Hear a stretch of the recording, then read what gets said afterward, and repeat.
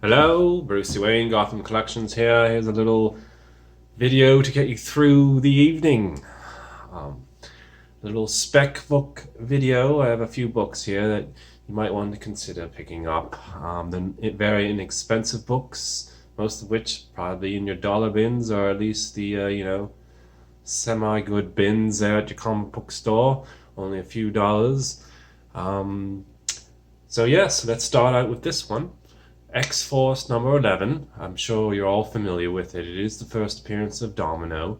This will definitely cost you a few more dollars, maybe 20 to 30 tops, I'd say, in the top condition. But why am I talking about this book? Well, I'm talking about this book because I have 14 copies of this.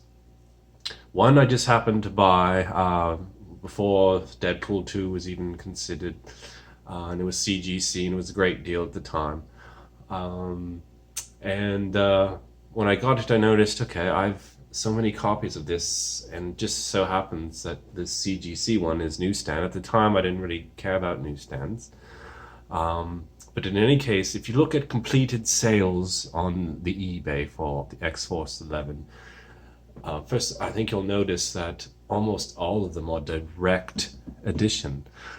It's very, very hard to find, it seems, to find, you know, newsstand, especially in top grade, which, that's common not to be able to find top grade newsstand, but just to find newsstand, it seems to be extremely rare.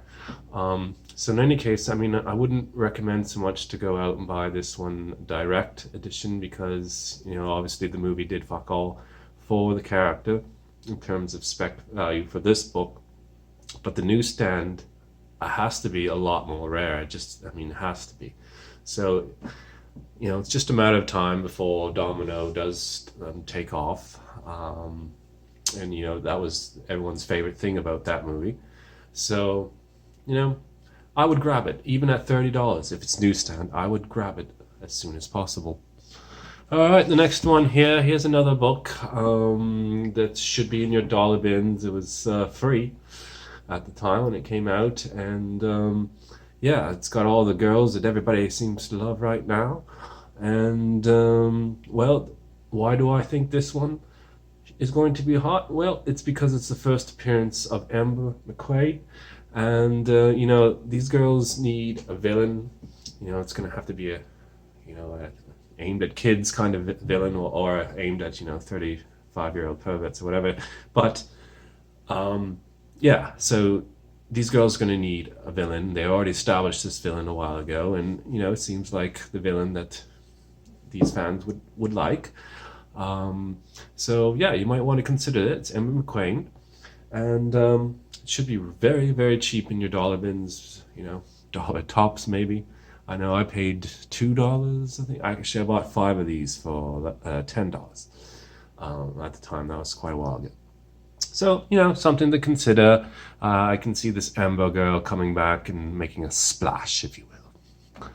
All right, what do we have here? Okay, this one's for you option TV show, movie nut bars out there. Personally, I'm not a huge fan anymore of, I was like everyone else. I was trying to pick up every optioned, every blah, blah, blah, blah, blah. But then I was rapidly finding out that these books become hot once the speculators all pay their money for them. Everyone has one. Nobody really cares after that. And after the movie's done, it's forgotten, and everyone's trying to get rid of them. So it floods the market again, and they become cheap, and ultimately no one cares. Down the road, people are going to remember these TV shows and movies, and want to revisit in collectible format, and probably not. But another stat I read online on the movies database is there's over 1,800 shows or movies based on comic books. Okay, now you times that by, let's say there's 20 characters in each of those productions, so that's that's a lot of fucking characters that are made the big screen. And most of them a lot of people don't care about. Okay, you got the Black Panther and those old guys that obviously that book was always worth something, and now it's worth a little bit more. Some cases a lot more depending on the character, but in most cases, you look at all the villains, Ultron, Steppenwolf, nobody gives a shit anymore. So be careful is all I'm saying when you go out and buy these books. I would actually wait until after the show or after the movie. You know, sure, you'll miss out on one or two that kind of skyrocketed a bit, but if you keep buying every fucking thing that comes out is supposed to be optioned or whatnot, you're going to lose a lot of money down the road. And the thrill and the excitement of these options or whatever is already dwindling. I mean, it's ridiculous. Every fucking comic now is a TV show. It's like they can't write their own movies or shows. I don't understand. But anyway, Astro City #1. This is going to be a production as well. This was mentioned a while ago. It was semi-hot for a couple weeks, and now no one seems to care anymore. But once they advertise the show, if it's once it's produced, it might take off, and it is a very well written series. I definitely recommend that. So Astro City #1. As you can see, I paid $5 for this. You'll probably pay that or less. Just make sure it's high grade. All right, Magnus Robot Fighter. I've mentioned this before. I always recommend numbers 1 through 8, especially 0. So I guess 0 through 8. Main reason why 1 through 8 had coupons, trading cards, whatnot attached to the inners of the book, and you needed to collect one from each issue, 1 through 8, and then mail it off to Valiant, and you would get issue number 0 as a mail away. So if you find 0 in good condition, definitely grab it. It has to be rare. It must be hard to find, especially in high grade. In fact, I put a little picture of mine on a Valiant Facebook site, and everyone went ballistic over it. So 1 through 8, definitely 0. Don't overpay, but you probably shouldn't have to at the moment. Number 5 is the hottest one besides 0 right now. It's first appearance of Ray, and then 12 is Turok. For some reason, Turok is semi-hot right now, but I expect that to decline down the road.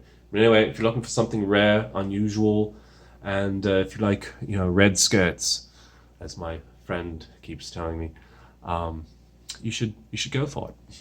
All right. Here's another one that might be in your dollar bins as well. If it's not, it shouldn't cost you very much anyway. It's part of that. What is it? 2000 or no? 2004. So it's part of that era of comics where most of it is shit and overproduced. But this is a good cover, and this is nice, and I don't see a whole lot of them around. But yes, Green Lantern number 48, and this is the first appearance of Kyle Rayner. In my opinion, was the coolest of the Green Lanterns. I know there's 5 million Green Lanterns now, but he'll probably come back as a God knows what. Thanos's cosmic Green Lantern. No, I guess that's Marvel, isn't it? Well, you never know that he could come back as that too, but. Yeah, in any case, that is something you might want to consider, because you definitely will see them for fairly inexpensively in your bins at your local comic book store. So there you have it. Try to whip one up maybe later this evening, and one for tomorrow for sure. And thank you very much. Please like and subscribe, and I love hearing comments. I would love to hear what you're buying, so I can run out and get those books too, because I love the hunt as well. All right, have a good one. Bye-bye.